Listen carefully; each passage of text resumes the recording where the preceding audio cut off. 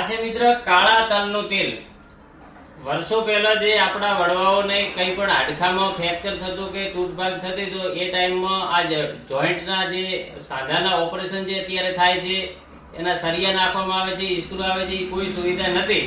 એ ટાઈમે લોકો ધારો કે આજે બતાવું છું, અહીંથી હાડકાનું ફ્રેક્ચર થયું છે તો એને લાકડાની બે પટ્ટીઓ મોડી ને પાટો બાંધવામાં આવતો અને આ તેલ નહીં એના ઉપર માલિશ કરવામાં આવતી અને બીજું જે બાકીનું તેલ બચે એ અંદર પેટના અંદર ખાવામાં આવતું અને એનાથી જે હાડકાની ગાંઠ બંધાતી એ આજના ઓપરેશનો પણ નથી બંધાતી એવી ગાંઠ બંધાતી અને એ લોકો એના પછી ગમે એટલો વર્ક કે કામ કરી શકતા તો પણ ત્યાંથી દુખાવાનો ક્યારેય પ્રોબ્લેમ રહેતો નહીં.